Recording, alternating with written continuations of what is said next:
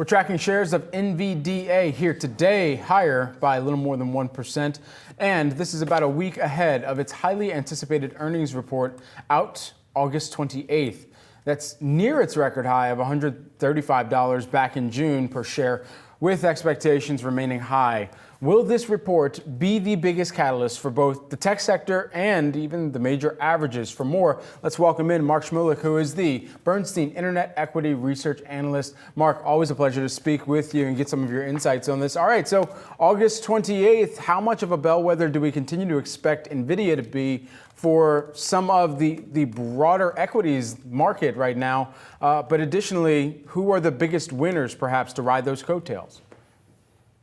Yeah, it's good to be on again. And it's interesting. I get to cover many of NVIDIA's biggest customers and, Meta, Amazon, and Google.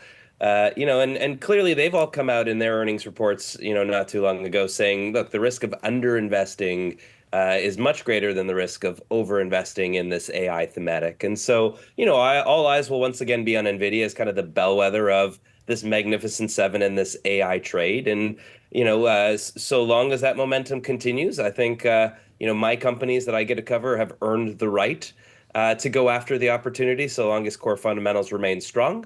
So I think, folks will be looking for weakness if there is any weakness, any softness. Maybe the entire Mag 7 rotation out may pick up a little bit of steam. But I think what investors have told us, listening into kind of the other tech earnings, is that core fundamentals keep delivering on that performance, and by all means go after the opportunity, and we'll deal with our ROI at another date. So Mark, what does that tell us just about the AI trade, that momentum maybe that we are expected to see given those positive comments that you are talking about? Because it did seem like we were seeing this shift in narrative that just in terms of overextension, valuation concerns, obviously that has been shaken up just a bit over the past 2 weeks. But I guess, what is your view now of current valuations, specifically the ones that you do cover within the larger cap tech space, and then what that tells us just about further growth that we could ultimately see here over the next couple of quarters?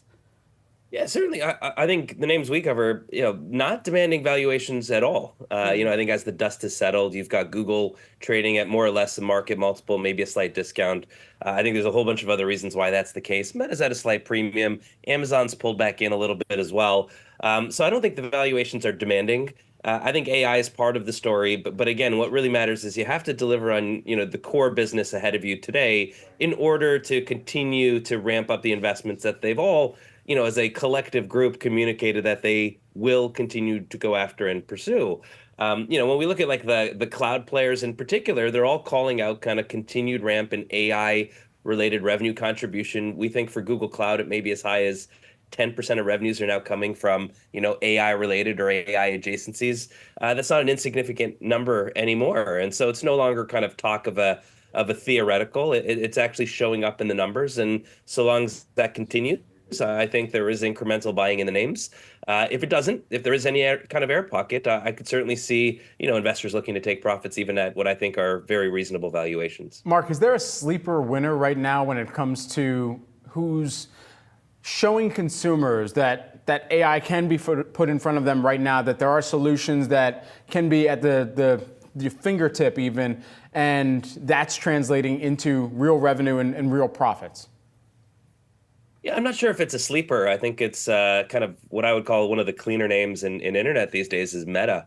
They've kind of shared that their plans are to be the most used consumer generative AI product by the end of the year, through Meta AI. I think one of the things that Mark Zuckerberg shared on the call I thought was fascinating was his framing, of it as, every business has their own website, they have their own store, they have their own app, and soon they're going to have their own, kind of personal generative AI agent. What does that mean, for not just the largest social media platform on the company, but also the largest messaging platform on the company, and how consumers are going to act not just with the generative AI personal assistants, but how we potentially interact with businesses going forward. I think that's all incremental. It's not kind of part in what's priced in at the moment. I don't know if I'd call it quite a sleeper, but as I kind of take a look at the highest probability of potential product market fit in the consumer Gen AI space, that's the name I'd circle that's got the resources and the channel to push a product like that to market. Mark, let's talk about Netflix. It's trending on some of our watch lists here at Yahoo Finance, hitting a record high this week. Some encouraging commentary surrounding upfronts and exactly the growth that they're seeing there. I'm curious just how you view Netflix versus the rest of media, and given the fact that they have long been considered very much a leader within the space. Yeah, I think that's probably one of the things most beneficial to the Netflix story right now is that what's happening in the rest of media is a little bit chaotic, and they certainly seem like a nice kind of safe story that's very consistent around its message, delivering to kind of beat and raise on net subscriber additions. The data point that came out this week that kind of their advertising commits are up 150%. Versus what they did last year. Now, we don't have the exact numbers, but that growth certainly is trending in the right direction. And this comes just as they've kind of reset investor expectations about tempering, when we think advertising revenues are going to be incremental to the Netflix story. You then also still have the back and forth about what really is the health of the consumer and what kind of an environment are we entering. Companies like Netflix are now always on. This is the last media property you cut as a paying consumer.